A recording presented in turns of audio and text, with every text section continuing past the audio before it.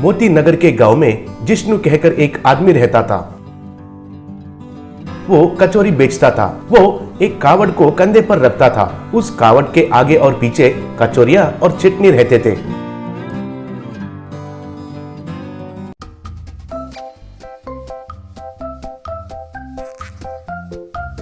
कचौरी ले लो जी, कचौरी ताजे ताजे कचौरी, गर्मा गर्म कचौरी ले लो जी, कचौरी ताजे ताजे कचौरी, गर्मा गर्म कचौरी ले लो जी कहकर पुकारते हुए गांव भर घूमकर बेचता था। उसके पास आए लोगों को कचौरी को प्लेट में डालकर चटनी डालकर देता था।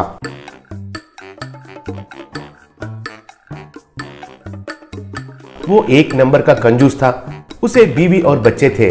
वो पैसे खर्चा होगा कहकर बाहर कुछ भी नहीं खाता था और सिर्फ घर में ही जाकर खाता था। उसका कंजूसीपन से घर वालों को भी बहुत गुस्सा आता था। वो खाली कंजूस ही नहीं, लेकिन पैसों पर आस भी ज्यादा था। इसलिए लोगों को उधार देकर ब्याज ज्यादा लेता था। उधार के लिए आए वालों का जरूरत गौर करके मुंह में जितना आता था उतना ब्याज लेता था। क्यों भाई ऐसे देख रहे हो? 100 के लिए 20 रुपए ब्याज होता है, चाहिए तो ले लो, नहीं तो नहीं, कहा। तब वो, ये क्या है जिष्णु, पिछले बार 10 रुपए ब्याज में ही दिए थे ना, अब 20 रुपए कह रहे हो, कहा। तब जिष्णु, वो तब है, अब ये ब्याज है। मैं तो तुम्हें जबरदस्ती तो नहीं कर रहा हूँ, लेना है तो ले लो, नहीं तो जाओ। अगर चाहिए तो प्रॉमिसरी नोट पर भी हस्ताक्षर करना होगा, कहा। तब वो आदमी कुछ नहीं कर पाके हस्ताक्षर करके पैसे लिया। एक दिन जिष्णु, कचौरी ले लो जी, कचौरी गर्मा गर्म कचौरी, ताजे ताजे कचौरी, कचौरी ले लो जी, कचौरी कहकर पुकारते हुए एक आदमी के पास गया। वो एक जगह पर एक नाई से दाढ़ी बनवा रहा था। जिष्णु उसे देखकर, क्यों भाई तुम इधर हो? तुम्हारे लिए मुर्गी का फार्म में गया था, कहा। तब वो बेचने के बाद उधर क्यों रहता हूँ, कहा। तब कावड़ को बगल में रखकर जिष्णु, क्या मुर्गी फार्म तो बेच दिया, लेकिन येड़ा तुमको मेरे पैसे वापस देना है कहकर पता नहीं है क्या, कहा। तब वो, उधार ज्यादा हो गए और संपत्तियां कम होने लगे तो मैंने आईपी लगा दिया है कोर्ट में, कहा। तब वो नाई, ये आईपी क्या होता है जी, पूछा। तब वो, आईपी कहे तो इंसॉल्वेंसी पिटीशन है। मैं अब किसी का ब्याज नहीं चुका सकता हूँ, क्या उखाड़ना है उखाड़ लो कहकर उसका अर्थ है। इतने में एक रिक्शा में एक जोड़ा उधर से जा रहे थे।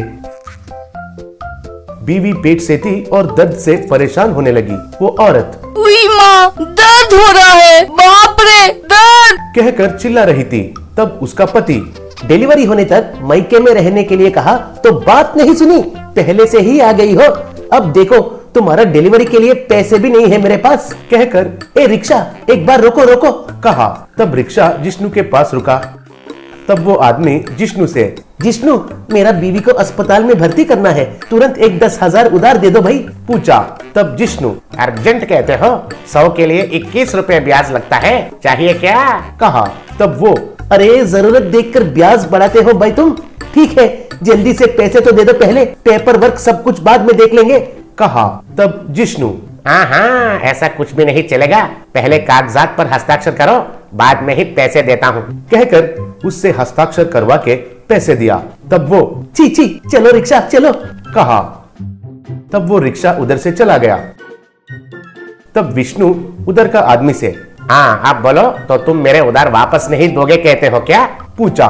तब वो स्टाइल से उठकर, या अगर मैंने एक बार कहा तो 100 बार कहा जैसा उसका मतलब है, कहा।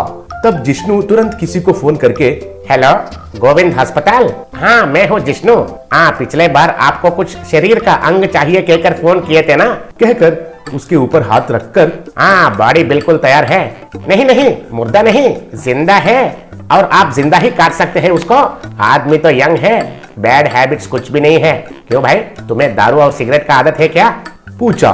तब नहीं, कहा।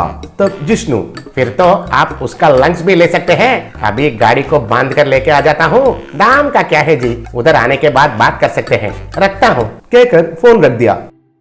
तब वो, क्या अस्पताल अंग और लंग्स कह रहे हो, कहा।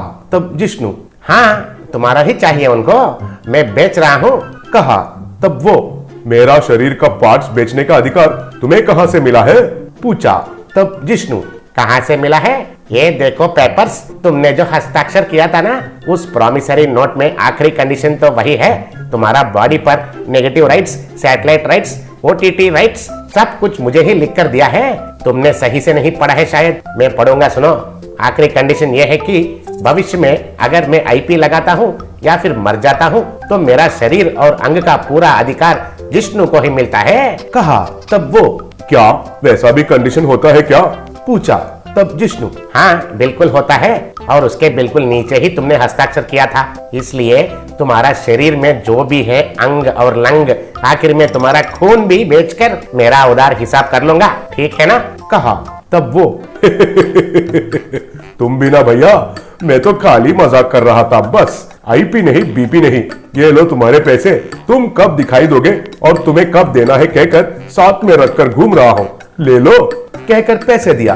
तब जिष्णु, फिर कभी मुझसे पंगा मत लेना, कहकर पैसे लेकर चला गया।